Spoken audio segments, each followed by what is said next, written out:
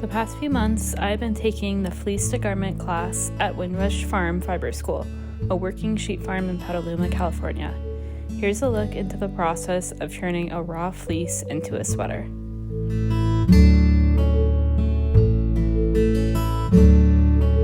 Started the first class inside the barn where we witnessed a sheep shearing demonstration. The shearer, John, had been shearing sheep since he was a kid. Shearing is not harmful to the sheep, but it takes an expert to properly shear and keep the sheep calm throughout the process.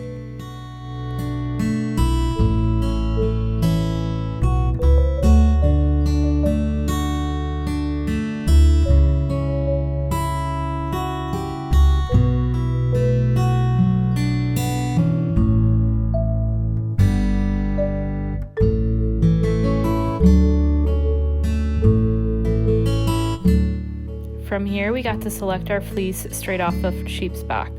It wasn't an easy choice as there are so many beautiful options and colors. For this class, we were working with Corriedale sheep, which are known for having high-quality all-purpose fiber.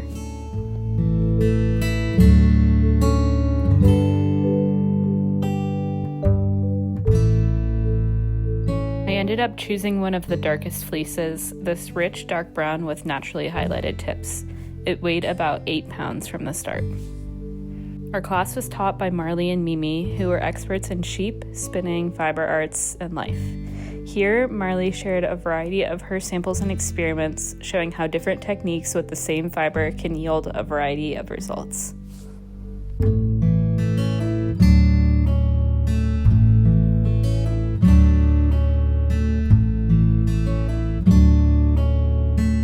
We next learned how to properly wash our raw fleece, which must be done carefully to not felt the wool. This might have been the most labor-intensive part of the process. I spent many hours rinsing and repeating heavy, wet wool in my bathtub. Once the fleece was washed and dried, we learned how to prepare it to be spun. We learned about hand carding, drum carding, flicking, combing, and spinning from the cloud, and got to try them out and make samples of each to inform our decision on how to prepare our fiber for our garments.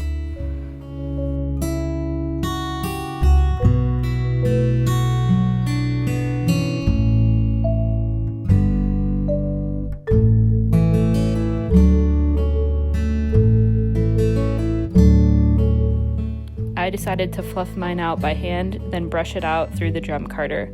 Although the drum carder is seen as more time efficient compared to some other methods, it was still quite time consuming and labor intensive to process my entire fleece this way, but I really enjoyed the process.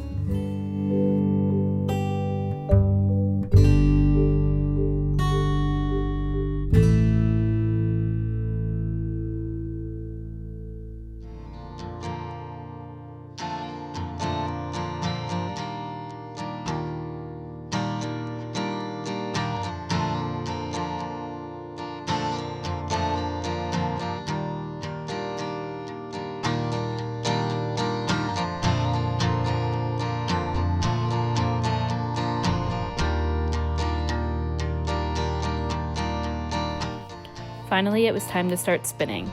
I just started learning to spin a few months ago, and this was my first time spinning for a garment. I ambitiously decided to make a sweater, so I had lots of spinning to do. I decided to do a long draw spin for a fluffier fiber.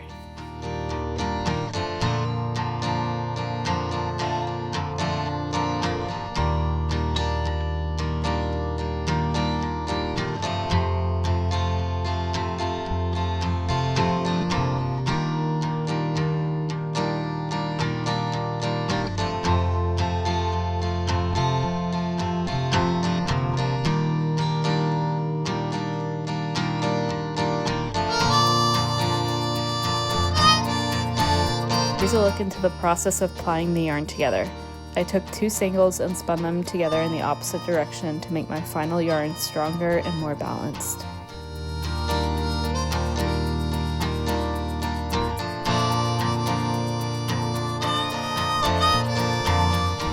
Once it was plied, I moved it onto a niddy noddy, which helps put it in a big loop so you can measure your yardage and wash it more easily.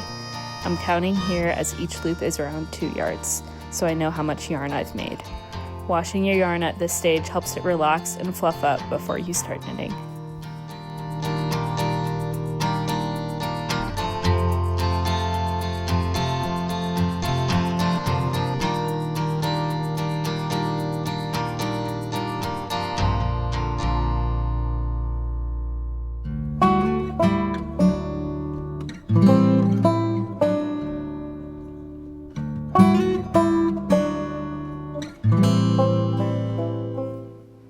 it's time to start knitting. I ended up with thicker yarn than expected, which is a common issue for beginner spinners, so I ended up knitting my pattern quite off gauge and had to convert all of the pattern numbers so I didn't end up with a ginormous sweater.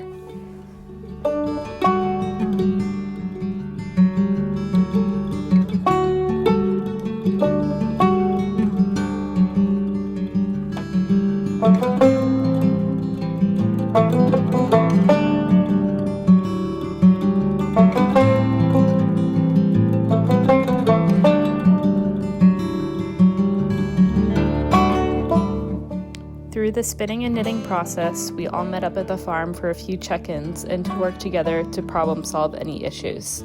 It was also springtime on the farm, so there were lots of lambs being born, and I even got to hold one.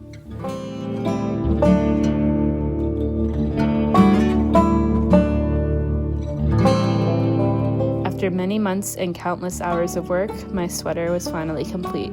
It's perfectly imperfect, and I'm so excited to have it in my wardrobe for years to come.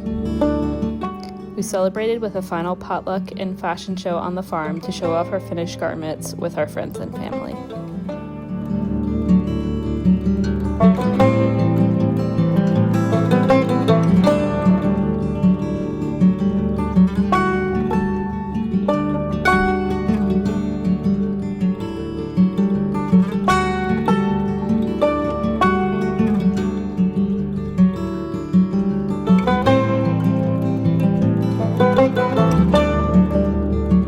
To Mimi and Marlie and Windrush Farm for this incredible experience.